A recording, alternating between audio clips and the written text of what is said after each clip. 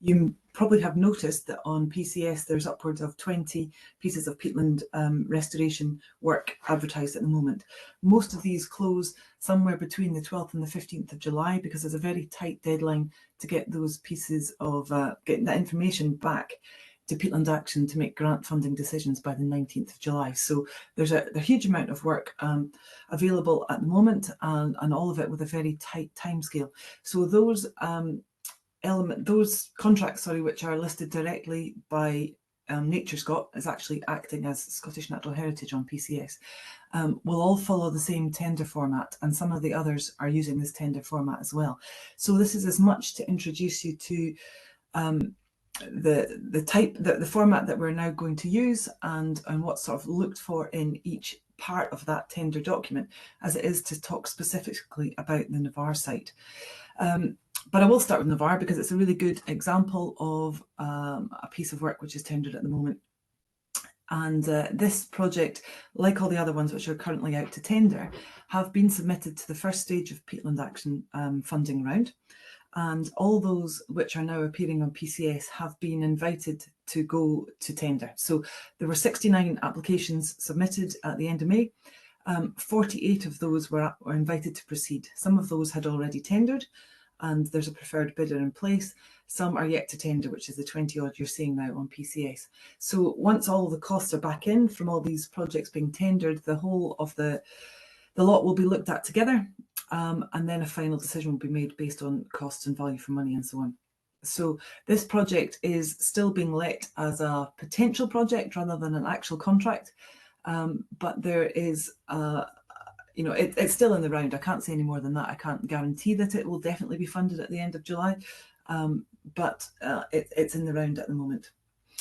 I'd also like to stress that tendering is being done on behalf of the landowner. This is the landowner's tender. The landowner receives the grant for Peatland Action, and they are the person who makes the decisions on who the winning bidder is, often with the support of an agent or a Peatland Action project officer.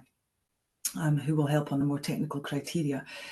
This is not a contract with Nature Scot, and were you to be the successful bidder, your contract would be with the landowner in question. In terms of my own role, I'm not involved in this particular project, or in fact in any of the projects in any detailed way whatsoever. My role is on workforce development and helping set up such skills and awareness and so on. So I'm not involved in the assessment of this application. I'm not involved in the assessment of any of the applications.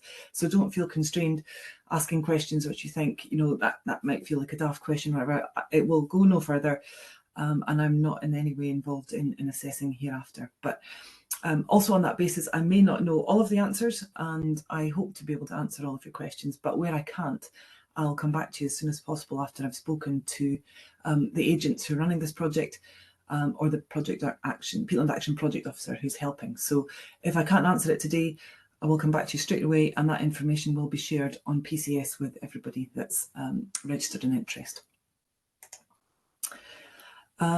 So I'll assume that everybody either has or will read the statement of requirements, so I won't go into it in massive detail, but what I will try to do is draw out the key points.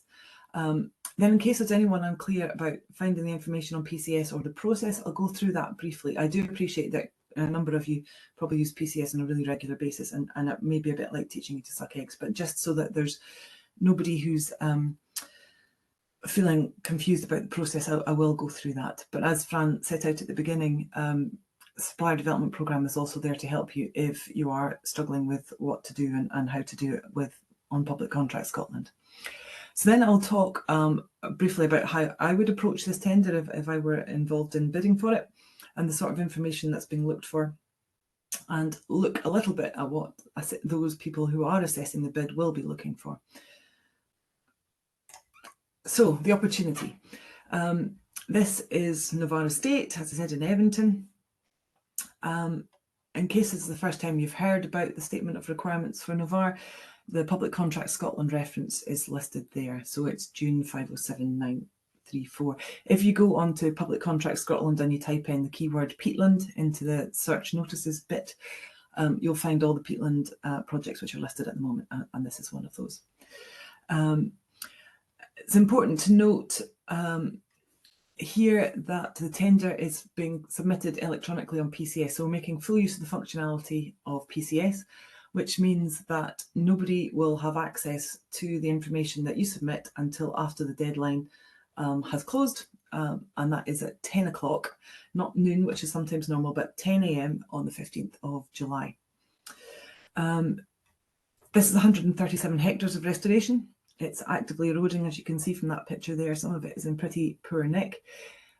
It's at an elevation of 400 metres to 720 metres. So there is a real weather issue here and a timing issue, given the height and exposure of this site. So that's why you'll have seen that in the SOR that the timing is important. This would like to start mid-August and ideally be completed by mid-November in order to miss any disruption caused by winter weather.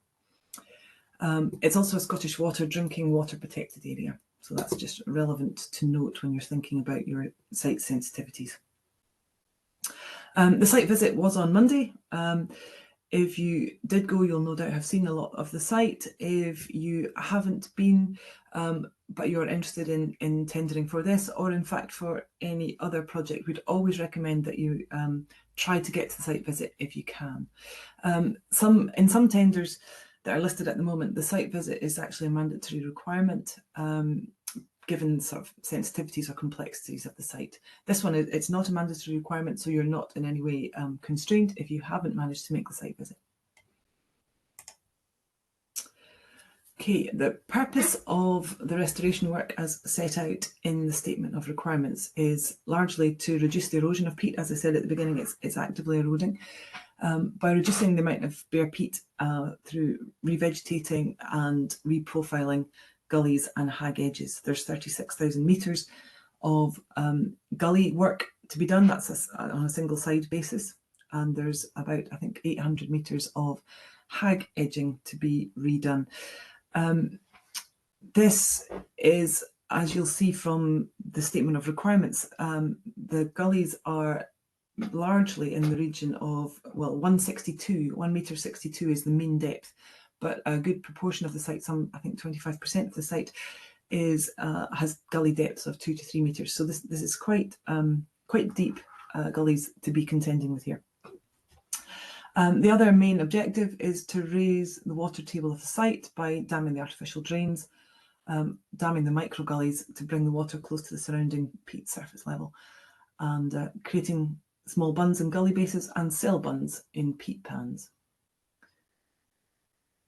The schedule of works in section 7 details all the meterages, the meters of hag reprofiling, gully blocking, drain blocking, and so on. And the techniques required you'll have found, if you've read the SOR already, in Annex B of the Statement of Requirements. So just a very quick overview of PCS in case anyone hasn't used it before. As I mentioned, this tender is going to make the full use of PCS functionality. Please also note that uploading documents to PCS could take some time and late bids are not going to be accepted. So please consider putting your bid in as soon as you're happy with it, rather than waiting until 30 minutes before the deadline. So starting on PCS, register as a supplier. If you haven't already, it's free. And search notices, as you can see there, if you type in keyword peatland, you get current opportunities. If you register your interest with that button in blue there, you'll be notified of any additions, changes, things uploaded. For example, the recording of this session will be uploaded after the event, so anybody who has registered an interest will be notified of anything that's being added to that PCS to make sure that everybody has access to the same information and is working on a level playing field. The Statement of Requirements, the photos and the maps with access and site map and everything are contained in here. So once you've registered your interest, you'll have access to all the documents in the notice. Make sure you're accessing current documents, current versions. If there were any updated versions in here, that would be shown in the table below, which had been previously used. So these ones I checked this morning are exactly as they were put up and there's no current changes, but please do check before you take time to fill these in. So I'm going to talk a little bit about how I would respond to this tender document if I were filling it in. Now, if you are very familiar with peatland restoration projects and you have tendered for many documents, many tenders in the past, you may find this a little bit straightforward, and this may not be how you would do it. I'm coming at this from the point of view of someone who's not really familiar with tendering for peatland action funded projects. So I apologise if you're more than familiar with this. I'm going to talk through how I would approach this process. So I can't tell you what to write, and I can't tell you how to cost anything. I am stressing that this is just my way of thinking, and you might do this differently. And as I said, I'm not connected to this tender in any way. So I'm not giving you any answers or anything. I'm just helping think around ideas about what you might want to consider when you're preparing a bid. So this is purely looking at the tender document because other things will be relevant. For example, having had a look at the photographs to make sure that you understand the site if you haven't had a chance to go on the site visit, to make sure that you can see the kind of terrain that you're dealing with, and make sure you've researched effectively where the site is and what the constraints are. Listed in the SOR is, of course, that it's a drinking water catchment, that it's at high altitude, and also that access involves access through wind farm, and there are live electric transmission cables around you. So there are a number of specific constraints for this site which you would obviously want to be aware of before you start thinking about tendering. But just to think in general terms about how you would approach the tendering process once you have an idea of what the work looks like, either from photographs or ideally from a site visit, I would sit down with this tender document and I would consider a couple of things. The first is make sure you are clear what's being asked of you. If there's anything in the statement of requirements that you are not clear about, please do consider making use of the question and answer function on PCS. The questions and answers will be shared with all potentially interested parties. But if there are areas where you think, I really don't understand what the person writing the statement of requirements has put in section 3, for example, what did they mean by that wording? Please do make sure that you're clear on all of that before you set about filling in. The SOR has lots of information about the site, the work to be delivered, the access, environmental constraints, and so on. So can you meet the basic requirements is a question I would ask myself before I went any further. Low ground pressure machinery is essential. Do you have sufficient low ground pressure machinery available to deliver this work? And do you have the capacity within your team to deliver the work in the specified season? And also, are you familiar with how you would work within the site constraints that are detailed? A lot of important information related to preparation, access, working on site and reporting are detailed in the service requirements in section 3. So please make sure that you read through that fairly carefully. Identify where and how you should provide the information required. So in this case, and in the case of anyone using this particular tender template, this version that we've just started using this year, it should all be straightforward. The completed schedule of works, where you will put your prices, should be in section 7. The resourcing offer, where you will tell everybody about the availability of your machinery, is in section 8.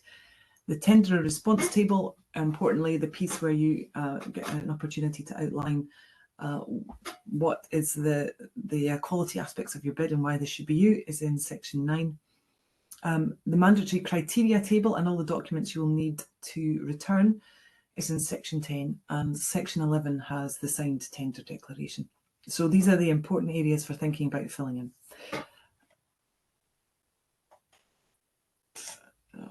So the schedule of works quote in section 7, all the work required in this project is listed here. So please break down your costs for delivery of this project. You should work out the cost for the delivery of each of the techniques, including noticing that there's hand labour, about 6 days worth included in this. So providing a unit cost as well as the total cost.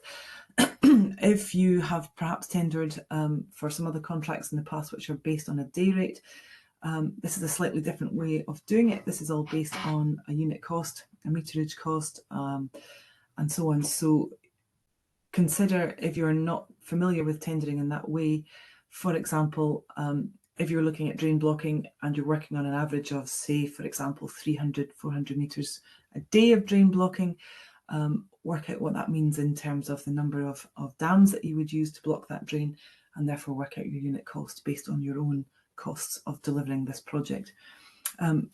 It also asks you further down this table to provide details of mobilisation costs, any travel and subsistence costs, your fuel, and also the costs of reporting.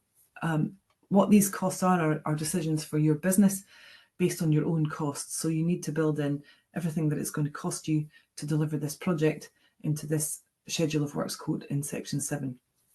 You can see from the evaluation criteria listed in section 6 that 40% of the evaluation of this project is based on price.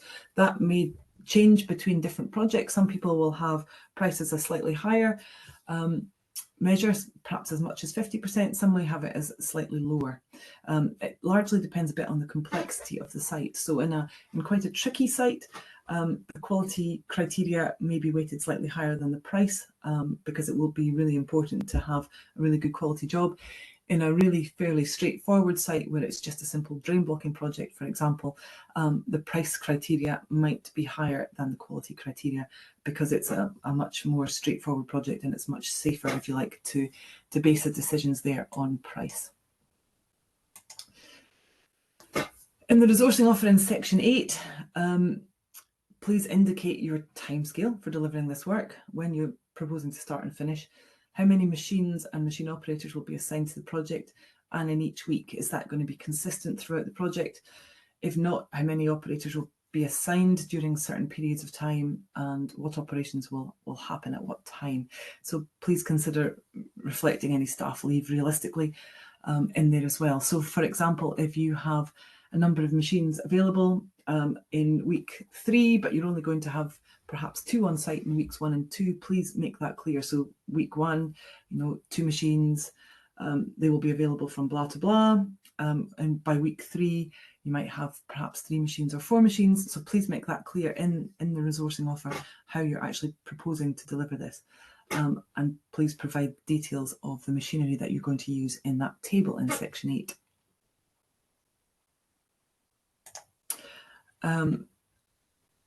The quality section in section 9 is where 60% of the weighting is for scoring, and there are only 4 questions in which you can provide information on the quality of your bid. So for each of these questions, if you prefer to put the information in supporting documents rather than the text boxes, please make it clear where to find this information. Bear in mind that those assessing the bids may be looking at 10 or a dozen bids, so you need to make sure they can find your answers. So if you are writing in the text box below in the tenderer response, that's absolutely fine if you want to put your information in there. But if you would prefer to say, actually, I've got a separate document with that in, please make sure that you give a really good reference. If it's in a, page 8 of my attached document, please make sure that you make that really clear, because if somebody has to go hunting for your information to try and score your points on that, it might be more difficult for them to find it. So please, if you are going to list it elsewhere than in this table, please do make that really, really clear. Whoops, sorry, I've just gone on too far there. Okay, so yeah, ideally we're looking for information in the text box below and supporting relevant information. So please don't overwhelm the assessors with lots and lots and lots of information about your business which is not directly relevant to the type of work that you're bidding for here. So if you have examples from other industries, for example, or other sectors where you've done similar type of work in perhaps on a renewables site, or in forestry work or so on, please make sure and draw out the relevance of that work, rather than just providing lots of examples of projects which are sort of similar, but don't have a direct kind of connection to the tender that you're bidding for. Think of it effectively like a CV or a job application. Try and draw out where you're providing information, why that's relevant to the question that you're trying to answer. In answer to these 4 quality questions, you will need to get across to those reviewing the bidder, the tender, sorry, your understanding of the work and the detail of the techniques set out in the statement of requirements. So please make sure that you have read these thoroughly, and please make sure that you reference your understanding of the techniques as specified in the technical compendium, Peatland Action technical compendium, and in Annex B, where some more detail on the measures is given. We're not expecting you to repeat that stuff word for word, but an understanding of the fact that you realise you've read thoroughly and you've understood the detail will be looked for. So it is totally worth explaining how you're going to do it, and you know the ways in which you're going to put this into place. So there's a bit in the document which asks you for a brief method statement of the techniques. So it is in those cases worth just demonstrating that you understand the technique and are capable of implementing that technique. It's also worth getting across that you have a team of competent operators with technical skills and knowledge to deliver the work, and that they'll be on site consistently, or if there's perhaps going to be a bit of a change around of personnel during the project, that those who are coming on to the site are also similarly skilled. There's not a requirement to have delivered lots and lots of peatland restoration work before, but where you have relevant and transferable skills from delivering similar projects in similar kind of environments, please make sure and reference those if you haven't got lots of peatland restoration experience to draw on, to allow those assessing the bids to understand the type of skills, the type of experience, and the type of work that the team are used to doing. You will be asked, obviously, to show that your team has got sufficient experience of working in sensitive wetland habitats, that you're familiar with the terrain, that you can work safely, and that negative environmental impacts will be minimised as much as possible. So this is looking for information about your tracking across the site, about species protection, all of the sort of areas of environmental constraint, if you like, which are listed in the statement of requirements. So if you are able to describe working in similarly sensitive habitats, please do set out your understanding of how those skills apply to the current job. People will also be looking for the fact that the project will be well managed on site, with safety paramount, obviously, and that you have a proposal, a project management plan, which will involve regular liaison, regular recording of work and reporting. Particularly the project managers for this site, Crosscut Forestry, have asked me to note that this project will rely on having accurate reporting of spatial data, and they will be giving prominence to people's ability to record the spatial data well. So that is something that they've asked me to stress.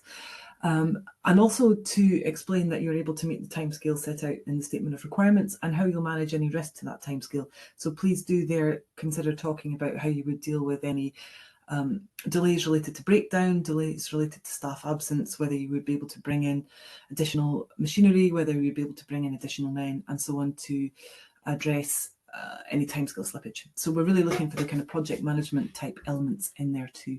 So there are only 4 questions. There's only 4 boxes. Please do consider how you're going to best sell the bid that you have in those 4 sections.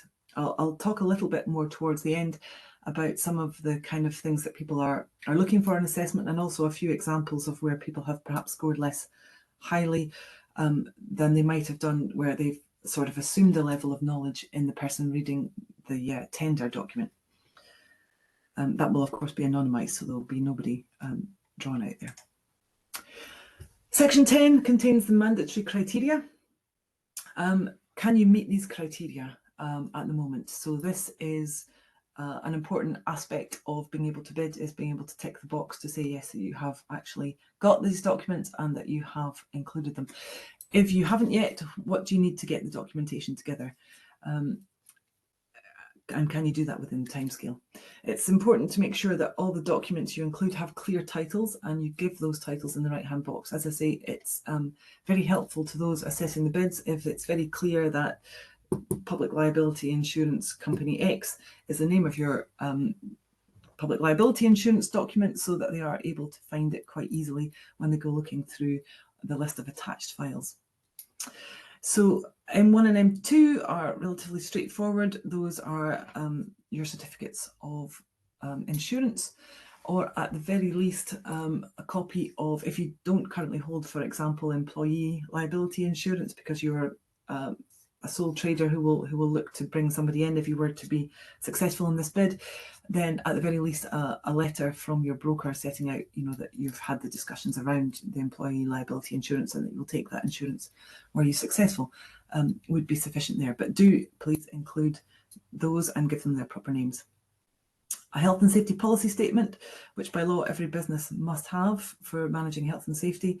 Obviously setting out your general approach to health and safety and explaining how you as an employer will manage it in your business. It should clearly say who does what, how and when. And if you have 5 or more employees, this must be written down. If you don't have yours currently written, you can find assessments on the HSE website. So make sure you have a current signed version which is kept up to date. It doesn't create a particularly good impression if this document was written and signed in 2021 and hasn't been reviewed since then, for example. So quite important to show that that is current and reviewed. For statements on health and safety on the site, the key documents looked for here are decent risk assessments, not too big, but sensible and achievable, and possibly an example method statement for peatland restoration. If you haven't done restoration work before, perhaps, but if you have, an example of how you would manage this on this site in particular, and any generic risk assessments or cost assessments would be relevant to include here. M5, an example of a pollution prevention plan and a relevant upland fire safety plan. These do not need to be specific for this site. If you've written one for somewhere else that's relevant in this setting, so for example, if you've done one which isn't for perhaps a warehouse construction or something, but is directly applicable on a relevant upland sensitive wet site, you could attach this here. If you don't have one at the moment, can you adapt one from somewhere else? Look up pollution prevention plan to include the information and the procedures that you already have in place but haven't yet got written down. And likewise, an upland fire plan doesn't have to be detailed. 1 page setting out your key actions would be completely enough. So for example, being familiar with the current wildfire risk level, no smoking on site, provision of some equipment for immediate response, and so on. So literally, a few points setting out that you've thought about this. If you've done past construction phase plans before, if you've been on a CDM site before, this info would be included there anyway, and you could reference the CPP that you'd be asked to attach under M10 for this purpose. M6, machine operating certificates and first aid qualifications. So just relatively straightforward, just the tickets held by anyone in your team and the first aid qualifications of people on site. M7, if you're going to be using any subcontracting arrangements, then a statement describing how you would appraise the competence of any subcontractor you plan to use. If you are not planning to use any subcontractor, please do feel free to write non-applicable in this box. M8 is an indication that you're able to meet fair work first criteria. That's quite hard to say. This is not asking for information about this at this stage. It's not asking for the details. This is just an agreement that yes, in fact, you are able to meet the Fair Work First criteria. So those are listed and there's links given to them in the Statement of Requirements. So please do familiarise yourself with them if you're not currently familiar with them. If you were to be the preferred bidder, then more detail will be sought from you at the point when the discussions were ongoing. M9, details of biosecurity protocols. Again, there's information about biosecurity in Annex C, and we'd like, or the person letting the work at this point would like to know your biosecurity details. M10, if you have done any work under CDM before, then an example of a previous construction phase plan would be required under M10. If you haven't, that's not a problem, just put non-applicable. We're not asking for you to do a CPP, obviously, at this stage. That would be for the person who ends up being the preferred bidder. And M11, an agreement that you are content that this is a project operating under CDM regulations. So again, it's not asking you to write any more detail. It's just asking you to agree that you understand and are content to take on a project as principal contractor for which CDM regs will apply. Oops. There we go. And finally, tender declaration in section 11. That's pretty straightforward. You're just agreeing that this is a bona fide tender effectively and signing on that basis. Here are some examples of comments looking at bids which have come in. So the sorts of things which assessors are sort of commenting on. So for example, in this particular scenario, the company has provided good information about past projects, lots of examples of upland environment work.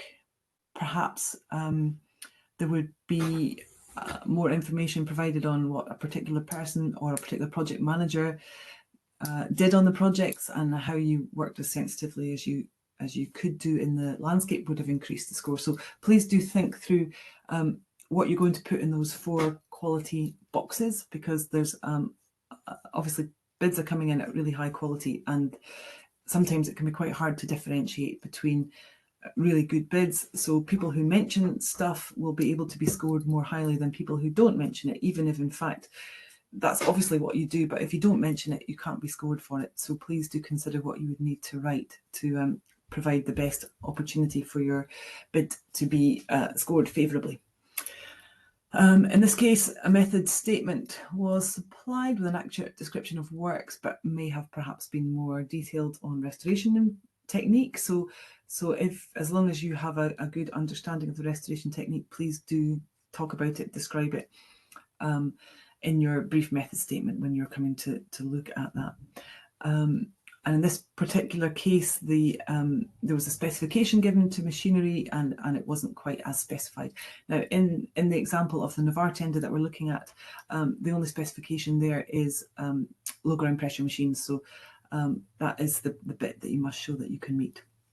In terms of timetable, this person has put in a Gantt chart with contingency measures, but hasn't perhaps explained more in the text about how they would deal with unforeseen delays if a member of their team was sick, or they had a significant breakdown.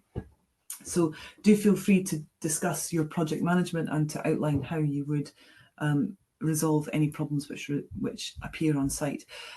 Even if you're a completely experienced contractor with 25 years of experience of working alone in, well, not alone, but your company alone in hill and upland sites, so you might think it should be assumed that you are capable of addressing these kind of issues and resolving any situations as they could arise. If you don't tell the people assessing the bids that, they can't judge you on it unless it's written down. So please do consider how you make the most of your project management experience and how you would address some of these kind of contingency issues and timescale issues. And there was some issues about, do you have the mandatory criteria pass fail? So please make sure you do include all your tickets, your certificates, first aid certificates, and so on. And in another example, some of the information was felt to be a bit limited. They did supply some photo evidence in support of what's been written down, which is important because, as I stressed at the beginning, please ensure you put in relevant information. So if you are talking about your experience of delivering a particular thing and how that relates to this particular contract, then a photo would be entirely relevant. But please don't send lots and lots of photos or videos of things which are not directly relevant to what you're evidencing. So people here are talking about CVs being appropriate. We would suggest that you give enough information. It's not necessarily a full 2-page CV for each person, but at least a good example of what each of the operators to be involved in this project has done, what their work history is, and so on. So, putting John Smith, technically competent operator, will not get you full marks. Whereas if there's, a side on that person, their prior experience, their work history, any tickets and relevant skills, that would be likely to get you a much higher score than simply, name such and such ticket. So please do outline why your team are appropriate for this contract. So there's some other sort of comments there about, do you have an sufficient understanding of peatland ecology and hydrology? So do think through how you evidence that in response to the first couple of questions, particularly in that tender or document. So there's some comments here about whether somebody has experience working on an upland site. Do they have any relevant experience that they could discuss in terms of micro erosion or drain blocking sites and so on? And a sort of timetable, this bidder has given a fairly detailed breakdown of planned phases of work, and who they'll deploy and where they'll deploy it and so on. So do think through how you would set that out in your own bid. Submitting your response. This is an example from a different contract actually, but big blue arrow points to go to postbox, where you would go to start submitting your response, create your postbox response in there obviously, and upload the documents as required. So that should all be hopefully fairly straightforward. But as I said, please do consider that Supplier Development Programme are there to help you if you find that the PCS part of this is causing you any difficulties. And then obviously dispatch, and that will send your bid off to the Public Contract Scotland mailbox. I hope this was helpful. I'm very happy to answer any questions, and as I say, anything that I can't answer just now, I will endeavour to come back to everybody with an answer for by tomorrow probably. I think there's a site visit going on with the agents today elsewhere, so it's unlikely to be this afternoon, but very least tomorrow we'd come back with answers to any questions that I'm not able to help you with. So thank you very much for listening. Perfect. Let's just stop the recording there.